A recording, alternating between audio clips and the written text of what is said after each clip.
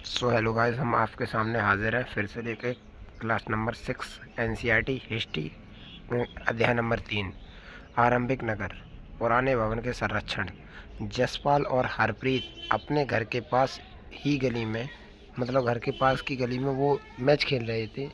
तो वो देखते हैं कि वहाँ पर कोई लोग आते हैं। वो खंडर की तरफ तारीफ़ करते हैं, खंडर की तरफ इशारा करके उसकी तारीफ़ करते हैं। जिस गली के बच्चे भूत घर कहते हैं उसे, मतलब जो हर जसप्रीत और हरप्रीत उसे एक खंडर घर कहते हैं।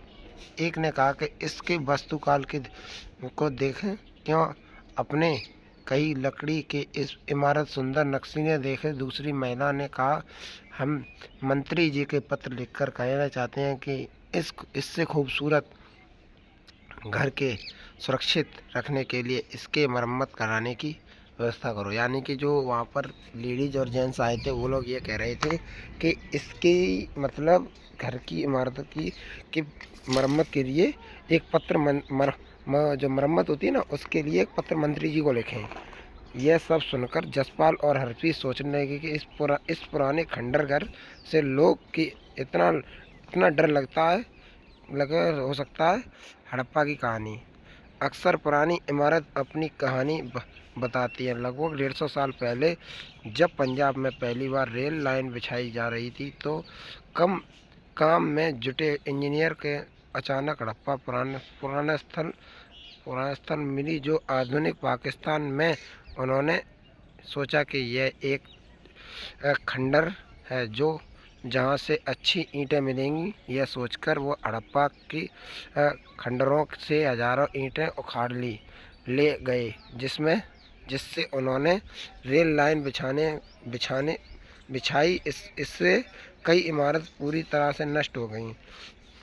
उसके बाद लगभग 80 वर्ष पहले पुरातत्व विभाग ने इस स्थल का ढूंढा और तब पता चला कि यह खंडर घर उपमहाद्वीप के सबसे पुराने शहरों में से एक है।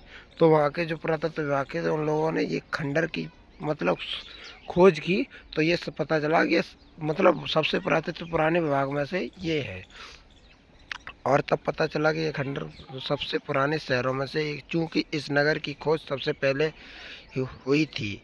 इसलिए बाद में मिलने वाले इस तरह के सभी पुरास्थलों में जो इमारत और चीज़ मिली उन्हें हड़प्पा की सभ्यता की इमारत कहा गया। इन शहरों का निर्माण लगभग 4700 साल पहले हुआ था। प्राय पुरानी इमारतों का तोड़कर उनकी जगह पर नए भवन बनाए जाते हैं, क्योंकि तुम्हें लगता है कि पुरानी इमारत में सुरक्षित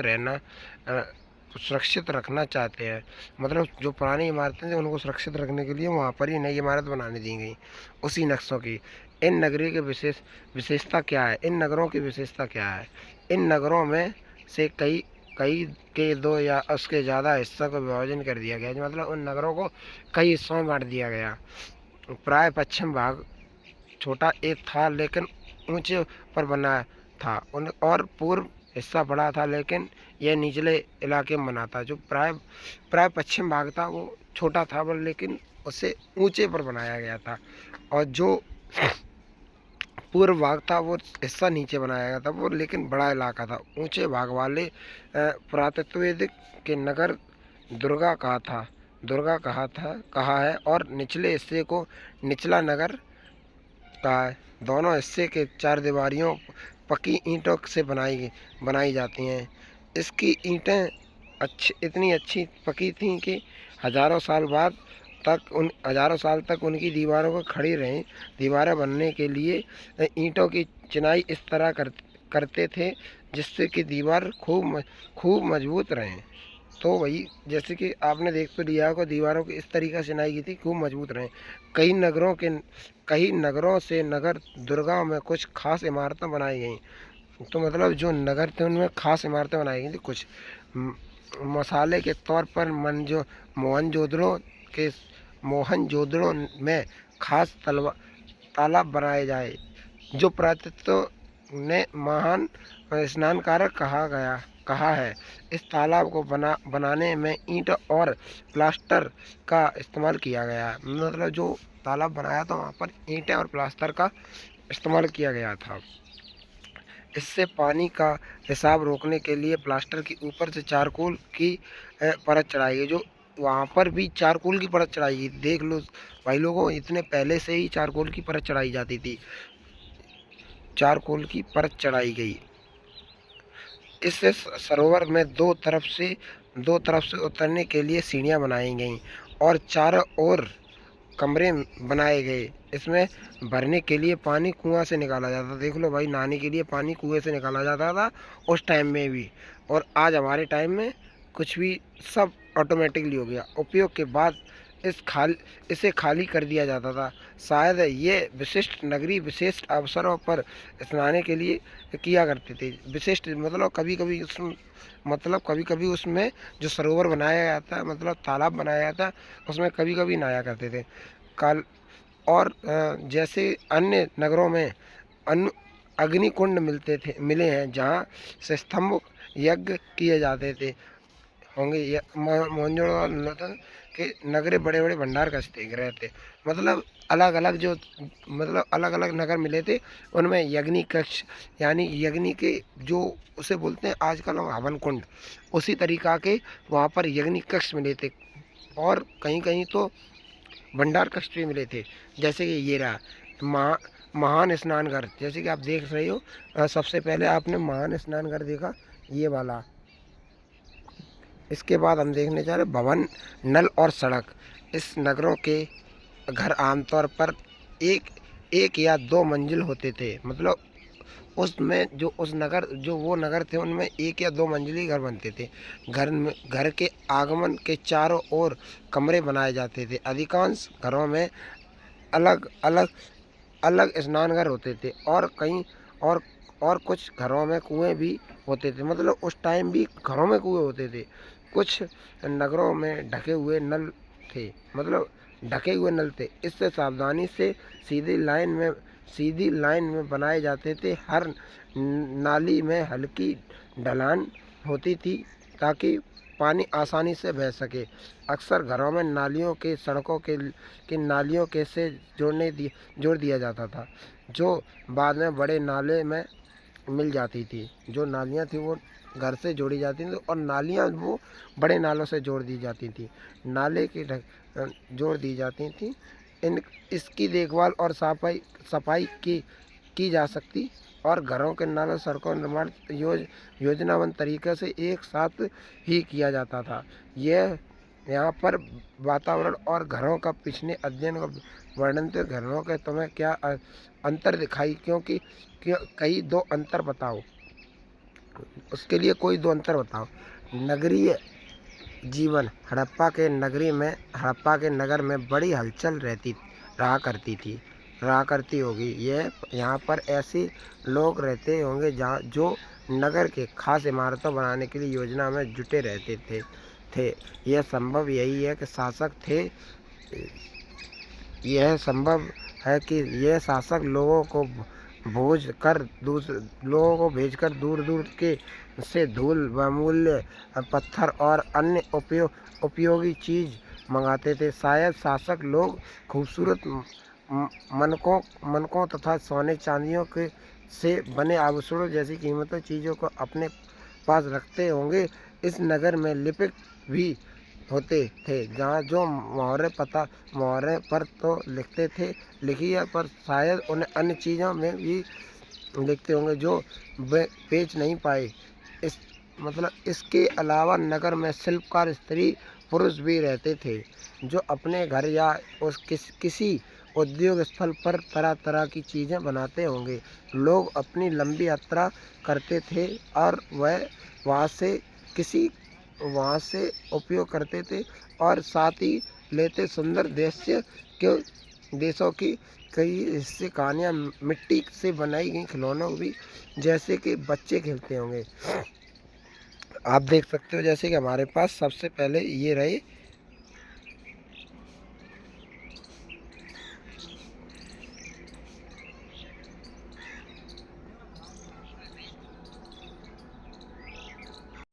आप देख सकते हो जैसे कि ये सबसे पहले ये रहे हमारे पास, ये है जो बच्चों के खिलौने।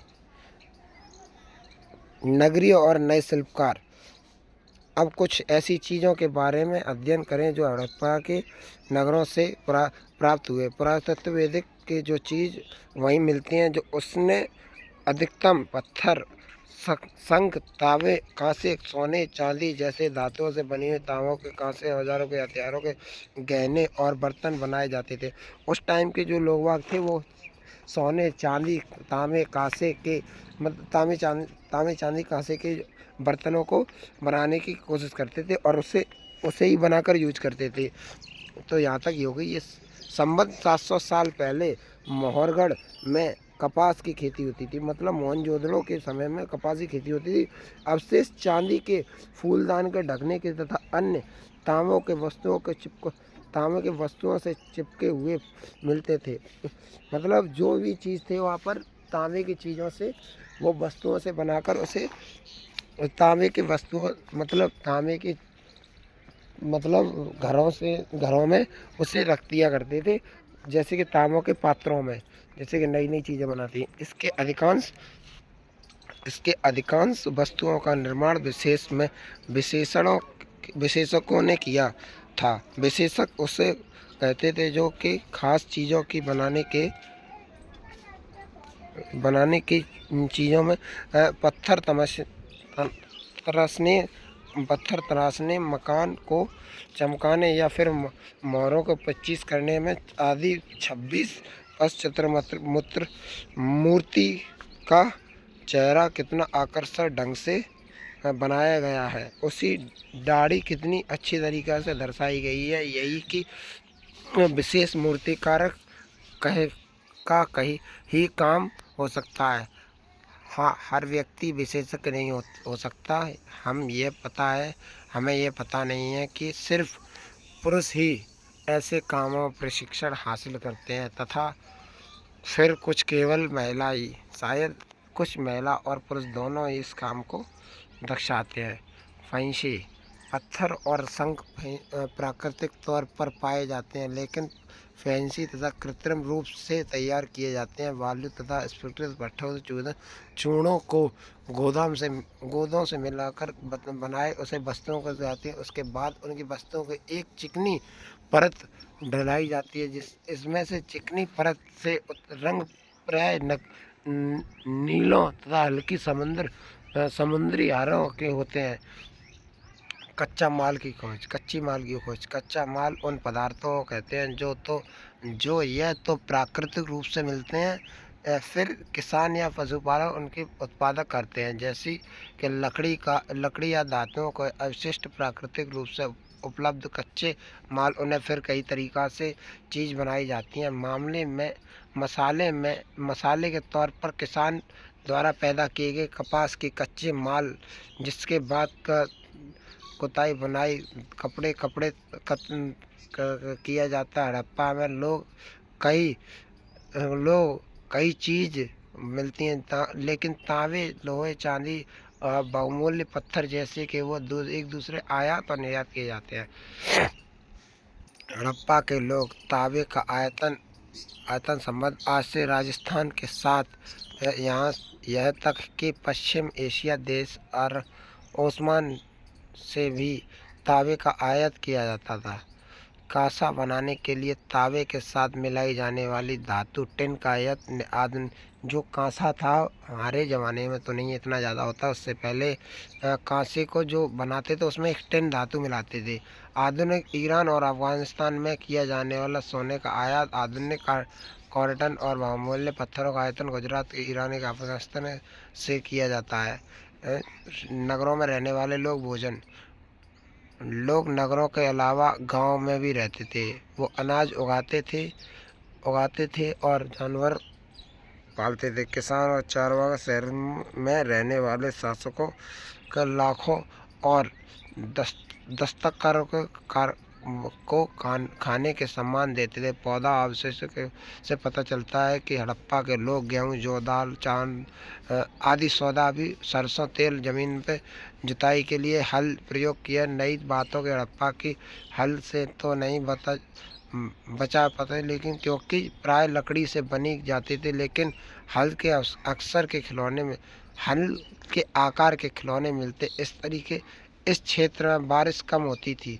मतलब जहाँ ये लोग रहते थे वहाँ एक बारिश कम होती। सिंचाई के लिए लोग तरीके अपनाने नए कुछ तरीके अपनाए होंगे। संभव पानी के सिंचाई किए जाता है होंगे। ज़रूरत पड़ने पर फसलों की सिंचाई की जाती होगी। हड़प्पा के लोगों गाय भैंस बकरियों के पालने के बस्तियों के आसपास तालाब में चरवाए होता है, लेकिन सूखे सूखे महीने में मवेशियों व झुंडों को चारों पानी की तलाश में दूर दूर तक जाया जाता था। वो जैसे वैसे इकट्ठा करते थे, मछलियों पकाने तथा हिरणों जानवरों का शिकार करते थे। तो गुजर गुजरते गुजरात में हड़प्पा की कालीन के नगर में सूक्ष्म निरीक्षण निरीक्षण कच्चे कुछ इनके इलाकों के में खरीद वेद किनारों के जैसे नगर बसे थे। वह साफ पानी मिलता था। अपनी जमीन उपजाऊ थी। जहाँ हड़प्पा सभ्यता की कई नगर दो भागों में विभाजित थे, वहीं धौलवीरा नगर था। धौलवीरा नगर के धौलवीरा नगर दो तीन भागों में बांट दिया गया था। इसके हर हिस्से के चारों ओर पत्थर की ऊंची ऊंची दीवारें बनाई गई थी। मतलब धौलवीरा नगर था, वहाँ चारों ओर ऊंची ऊंची दीवारें बनाई गई थी। इसके अंदर जाने के लिए बड़े बड़े प्रवेश द्वार, इसके नगर खुला मैदान भी था जहाँ सार्वजनिक कार्य आयोजन किया जाता था। यह मिले कुछ अवशिष्ट में हड़प्पा लिपि के बड़े बड़े अक्षरों में पत्थरों में खुदाई पाई जाती थी। मतलब जो हड़प्पा लिपि थी उसे बड़े बड़े पत्थरों पर खुदाई कर कर पाए गए हैं। इस अभिलेख के संभव लकड़ी में जड़े गई है। इसके अनेक अवशिष्ट क्योंकि आमतौर पर हड़प्पा के लोग मोहर जैसी छोटी वस्तुओं पर पाए जाते हैं। गुजरात में स्तंभ की खड़ी में मिलने वाली सबसे मोती की एक उपनदी के किनारे बसे नगर ऐसे स्थान पर जहाँ कीमती पत्थर जैसे कच्चा माल आसानी से मिल जाता है। यह पत्थर शंखों और धातुओं से बनाई जाती है। एक महत्वपूर्ण केंद्र था इस नगर के भंडार गृह में। इस भंडार गृह के कई मोहरे और मुकदन के गली मिट्टी ऊपर दोबारा बनाई जाती छाप मिलती थी। तो ये थी यहाँ की, मतलब यहाँ के लिए सरोवर यहाँ था ये। ठीक है, अब जैसे कि आगे और देखने जाते हो, यह एक इमारत मिली जो स्तंभ मकान बनाने का काम में आती थी। पत्थर के टुकड़े के आवेदन मानक के उपकरण तैयार करता था। जैसे कि ये रही हमारी पत्थर के स्तंभ, जैसे कि ये आपको सभ्यता तथा सभ्यता के रहस्य।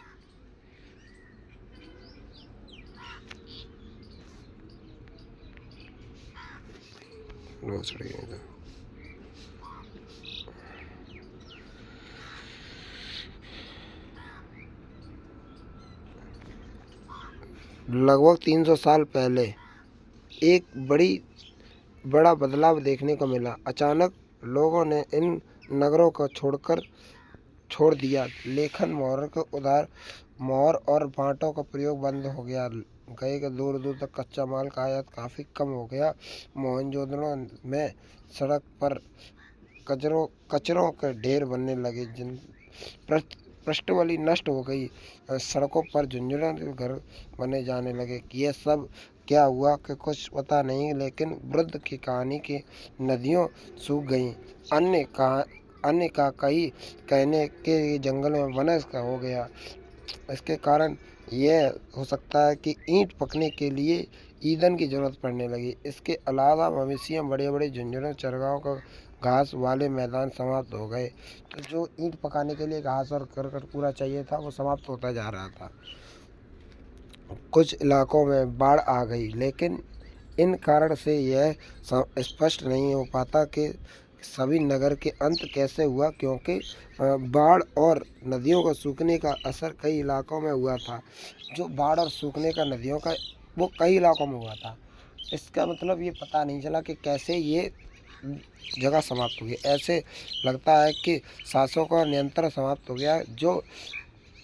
जो भी हुआ वह परिवर्तन के असर बिल्कुल साफ दिखने का आधुनिक पाकिस्तान के सिंधी और पंजाब की बस्तियों को उजड़ गईं। कई लोग पूर्व और दक्षिण को इलाकों में नई और छोटी बस्तियों में जाकर बस गए। इसके लगभग 1400 साल बाद नई नगर विकास हुआ। इसके तुम्हें अध्याय 5 और 8 में पढ़ेंगे। इसके बाद जो अध्याय 5 आएगा उसमें 8 में पढ़ेंगे और 4 में पढ़ेंगे। इसके बाद 4 और 5 के साथ 8 आएगा।